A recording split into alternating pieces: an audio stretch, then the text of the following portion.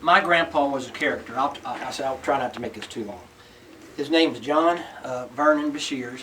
I remember talk about stories. I guess he's one of the biggest reasons my grandfather and my dad and all the people on my dad's side, they were all storytellers, and they loved to tell about these times.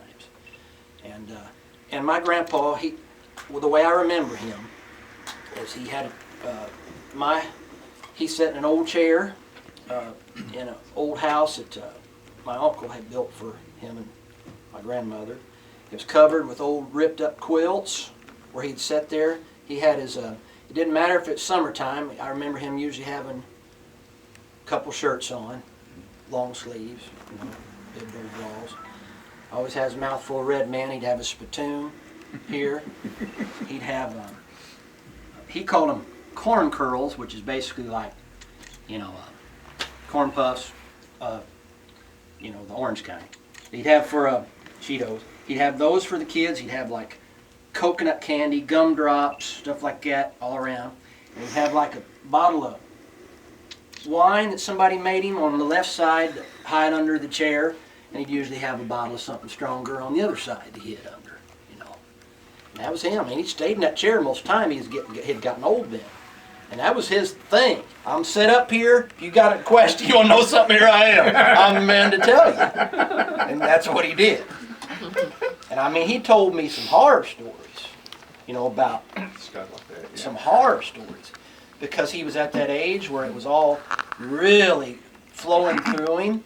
And he was one of those kind of men that he had softened to a degree as he got older. But when the heart came out, it had to come out of him like an exorcism. It was like, I have to tell this because it hurts. I got to get it out. Mm-hmm. And that's the kind of person he was. He was passionate, but he was hardcore. And he told me some horror stories. But he had that side that he was the sweetest person too. I remember I cut my I hesitate telling one of the stories that I told you on the phone because it's awful graphic. But let's just say that that kind of stuff happened, and he told me a bunch of them. And I tried to write songs about these things, just like all the songs I grew up listening to that were related to these days. Mm-hmm.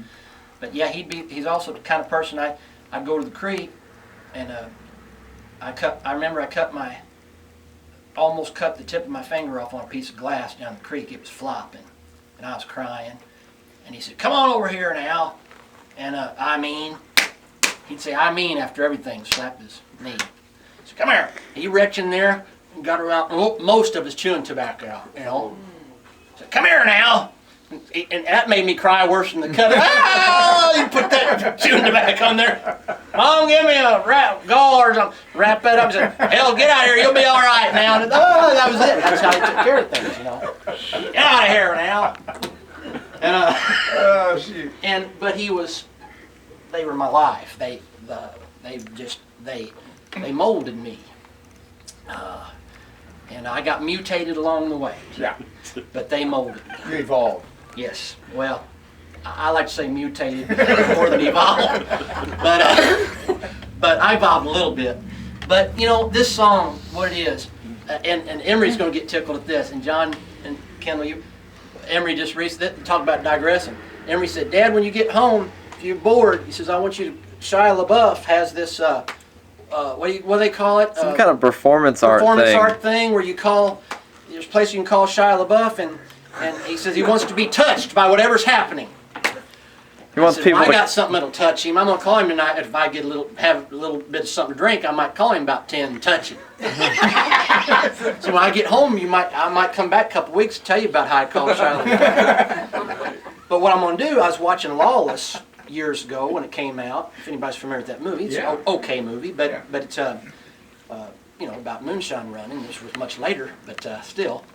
But getting to long story short, I remember my poor old grandpa sitting there in that chair, and just you could see the wheels turning.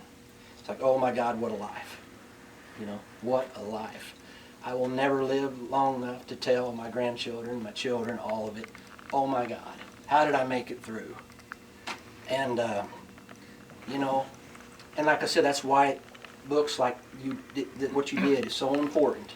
And I'm amazed, really, that we connected after all these years, and you know so much about this area and have so much connection. I'm amazed by that because I need to know, because a lot of my connections are gone here. Like you said, home is wherever you are. It's like it's about the relationships you make when you're there, where you are. Yeah. And you got to start from there. But anyway, if I call Shy, I'm going to sing this song on the phone to him tonight.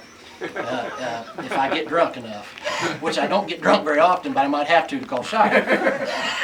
But anyway, what it is, it's I was watching that movie and I seen his character at the end talk about how so much has changed. He was an old man, and he was like saying, well, he started just reminiscing, and he realized he'd never be able to connect all the things years later with people coming up, and it hurt. You could tell it hurt. I started thinking like that. And there's a line in it where it says, well, it sure gets quiet around here. You know, alone as an old man, you know. So I started so I wrote these words down. And what it reminded me of is how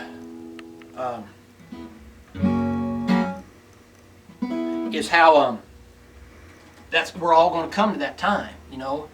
And we're going to be, we hope we're not alone, but we're going to be at times alone, and we're going to want to share so much, and we're not always going to have the opportunity and the luxury of doing it. So we got to share as much as we can.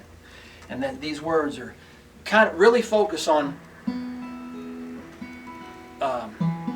Well, when you hear them, I think you'll get the idea, Joe. See, it goes it says it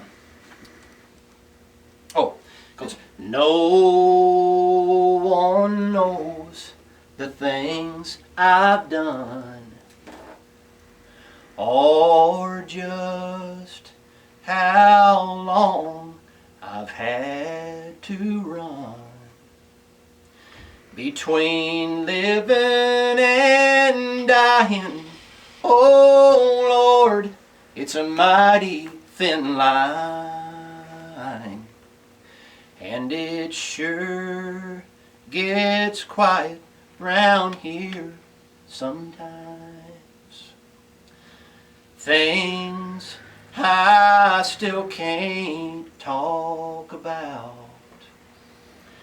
if I don't want to get found out. Memories